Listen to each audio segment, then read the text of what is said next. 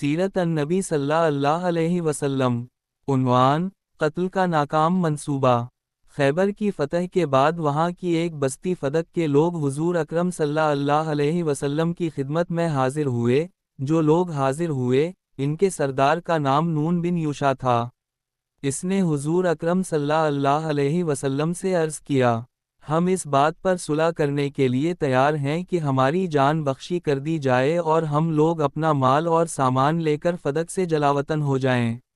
حضرت صلی اللہ علیہ وسلم نے ان کی یہ بات منظور فرما لی۔ اس سلسلے میں ایک روایت یہ ہے کہ یہودیوں نے فدق کا نصف دینے کی بات کی تھی اور آپ صلی اللہ علیہ وسلم نے اس کو منظور فرمایا تھا۔ یہاں ایک بات کی وضاحت کرنا بہتر ہوگا، فدق کی یہ بستی چونکہ جنگ کے بغیر حاصل ہو گئی تھی، اس لیے یہ مال فے تھا، یعنی دشمن سے جنگ کیے بغیر حاصل کیا جانے والا مال جس کے خرچ کا مسلمانوں کے حکمران کو اختیار ہوتا ہے۔ چنانچہ آپ صلی اللہ علیہ وسلم اس کی آمدنی میں سے اپنے گھر والوں پر بھی خرچ کیا کرتے تھے۔ بنی ہاشم کے چھوٹے بچوں کی پرورش بھی اس کی آمدنی سے فرماتے تھے۔ بنی ہاشم کی بیواؤں کی شادیاں کرتے تھے۔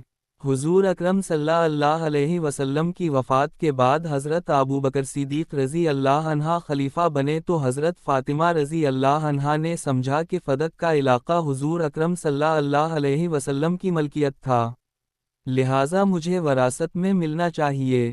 چنانچہ انہوں نے حضرت ابوبکر صدیق رضی اللہ عنہ سے درخواست کی کہ فدق کا علاقہ انہیں دیا جائے۔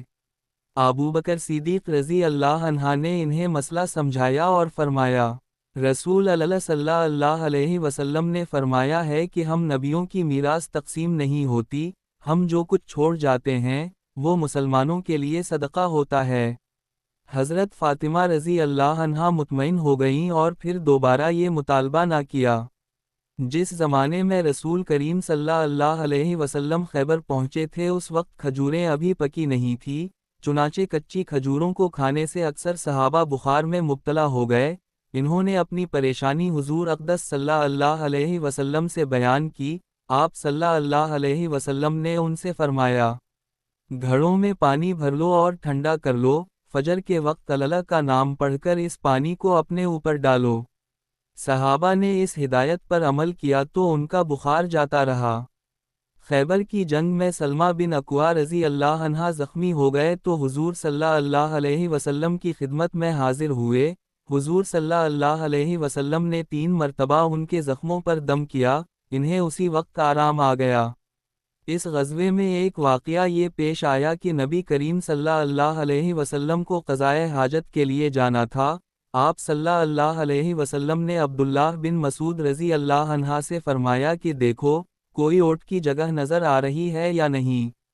عبداللہ بن مسعود رضی اللہ عنہ نے چاروں طرف دیکھا، کوئی اونٹ کی جگہ نظر نہ آئی، البتہ انہیں ایک اکیلا درخت نظر آیا۔ انہوں نے بتایا کہ صرف درخت نظر آ رہا ہے۔ آپ صلی اللہ علیہ وسلم نے فرمایا، ادھر ادھر دیکھو، کوئی اور اونٹ کی چیز نظر آتی ہے۔ اب انہوں نے پھر ادھر ادھر دیکھا تو ایک اور درخت کافی دور نظر آیا۔ انہوں نے اس دوسرے درخت کے بارے میں آپ کو بتایا تو آپ صلی اللہ علیہ وسلم نے ارشاد فرمایا، ان دونوں درختوں سے کہو، اللہ کے رسول تمہیں حکم دیتے ہیں کہ دونوں ایک جگہ جمع ہو جاؤ، یعنی آپس میں مل جاؤ۔ حضرت عبداللہ بن مسعود رضی اللہ عنہ نے ان دونوں درختوں کو مخاطب کر کے یہ بات کہہ دی، فوراً دونوں درخت حرکت میں آئے اور ایک دوسرے سے مل گئے۔ آپ صلی اللہ علیہ وسلم نے ان کا پردہ بنا لیا۔ آپ صلی اللہ علیہ وسلم کے فارغ ہونے کے بعد دونوں درخت اپنی جگہ پر لوٹ گئے۔ جب خیبر فتح ہو گیا تو ایک عورت مسلمانوں کی طرف آتی نظر آئی۔ وہ لوگوں سے پوچھ رہی تھی کہ اللہ کے رسول کو بکری کے گوشت کا کون سا حصہ زیادہ پسند ہے۔ لوگوں نے اسے بتایا حضور صلی اللہ علیہ وسلم کو دستی کا گوشت پسند ہے۔ اس عورت کا نام زینب تھا، یہ مرہب کی بھتیجی اور سلام بن مشکم یہودی کی بیوی تھی۔ یہ بات معلوم کرنے کے بعد وہ واپس لوٹ گئی۔ اس نے ایک بکری کو ذبح کیا، پھر اس کو بھونا اور اس کے دستی والے حصے میں زہر ملا دی۔ حضرت صلی اللہ علیہ وسلم مغرب کی نماز پڑھا کر واپس تشریف لائے تو اس عورت کو منتظر پایا۔ آپ صلی اللہ علیہ وسلم نے اس سے آنے کا سبب پوچھا تو بولی، اے ابو القاسم، میں آپ کے لیے ایک ہدیہ لائی ہوں۔ حضور اکرم صلی اللہ علیہ وسلم کے حکم پر اس کا ہدیہ لے لیا گیا اور آپ صلی اللہ علیہ وسلم کے سامنے رکھ دیا گیا۔ اس وقت وہاں بشر بن برا بن مرور رضی اللہ عنہ بھی موجود تھے۔ آپ صلی اللہ علیہ وسلم نے صحابہ سے فرمایا، قریب آ جاؤ۔ پھر آپ صلی اللہ علیہ وسلم نے دستی سے کھانا شروع فرمایا۔ آپ صلی اللہ علیہ وسلم کے ساتھ ہی بشر بن برا نے بھی دستی سے گوشت کا لقمہ منہ میں ڈال لیا اور اسے نگل گئے، جبکہ حضرت صلی اللہ علیہ وسلم نے ابھی لقمہ صرف منہ میں ڈالا تھا، دوسرے لوگوں نے دوسری جگہوں سے لقمہ لیا۔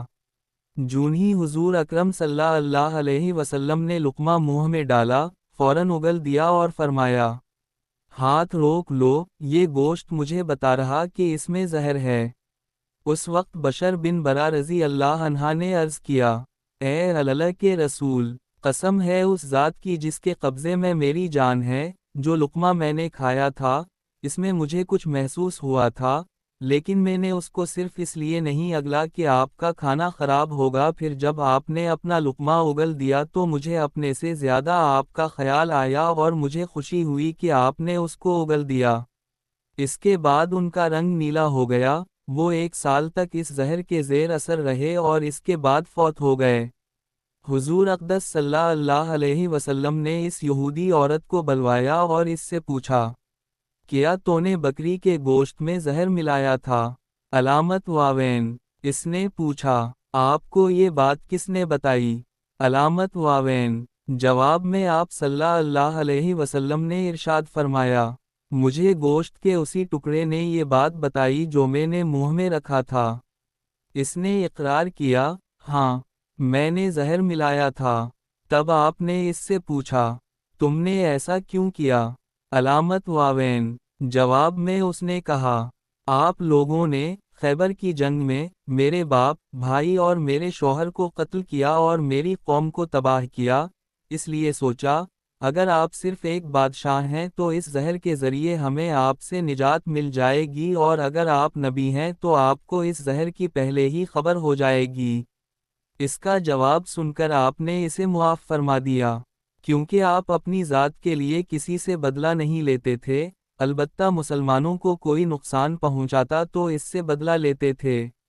جہاں تک تعلق ہے بشر بن برا رضی اللہ عنہ کا، تو وہ اس وقت فوت نہیں ہوئے تھے، لیکن جب بعد میں زہر سے ان کی موت واقع ہو گئی تو اس وقت آپ صلی اللہ علیہ وسلم نے اس عورت زینب کو بدلے میں قتل کرا دیا تھا۔ کہا جاتا ہے کہ حضور اکرم صلی اللہ علیہ وسلم نے وفات کے وقت اس زہر کا اثر محسوس کیا تھا اور فرمایا تھا، اس زہر کے اثر سے میری رگیں کٹ رہی ہیں۔ غرض، خیبر کی جنگ کے بعد حضور اکرم صلی اللہ علیہ وسلم نے اس غزوے کا مال غنیمت تقسیم فرمایا۔ خیبر کی جنگ کے بعد حضرت خالد بن ولید، حضرت عمرو بن عاص اور حضرت عثمان بن طلحہ رضی اللہ عنہ کے ایمان لانے کا واقعہ پیش آیا۔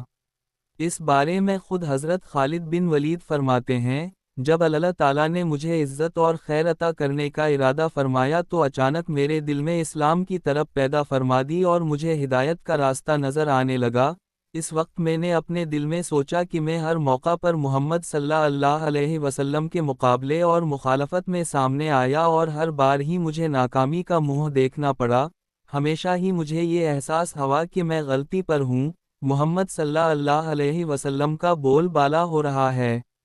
پھر جب محمد صلی اللہ علیہ وسلم عمرے کے لیے مکہ میں تشریف لائے تو میں مکہ سے غائب ہو گیا، تاکہ آپ کے مکہ میں داخلے کا منظر نہ دیکھ سکوں۔ میرا بھائی ولید بن ولید آپ صلی اللہ علیہ وسلم کے ساتھ تھا، وہ مجھ سے بہت پہلے مسلمان ہو چکا تھا۔ اس نے مکہ پہنچ کر مجھے تلاش کرایا، مگر میں وہاں تھا ہی نہیں۔ آخر اس نے میرے نام خط لکھا۔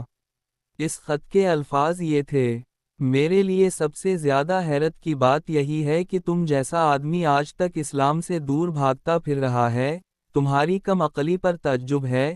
رسول اللہ صلی اللہ علیہ وسلم نے تمہارے بارے میں مجھ سے پوچھا تھا کہ خالد کہاں ہیں؟ میں نے عرض کیا، اللہ بہت جلد اسے آپ تک لائے گا۔ اس پر حضور اکرم صلی اللہ علیہ وسلم نے ارشاد فرمایا، اس جیسا شخص اسلام سے بے خبر نہیں رہ سکتا، اگر وہ اپنی صلاحیتوں اور توانائیوں کو مسلمانوں کے ساتھ مل کر مشرکوں کے خلاف استعمال کرے تو ان کے لیے خیر ہی خیر ہے اور ہم دوسروں کے مقابلے میں انہیں ہاتھوں ہاتھ لیں گے۔ اس لیے میرے بھائی اب بھی موقع ہے کہ جو کچھ تم کھو چکے ہو، اسے پالو، تم بڑے اچھے مواقع کھو چکے ہو۔ حضرت خالد بن ولید رضی اللہ عنہ کہتے ہیں کہ جب مجھے اپنے بھائی کا یہ خط ملا تو مجھ میں جانے کی امنگ پیدا ہو گئی، دل اسلام کی محبت میں گھر کر گیا۔ ساتھ ہی حضرت صلی اللہ علیہ وسلم نے میرے بارے میں جو کچھ فرمایا تھا، اس سے مجھے بہت زیادہ خوشی محسوس ہوئی۔ پھر رات کو میں نے ایک عجیب خواب دیکھا۔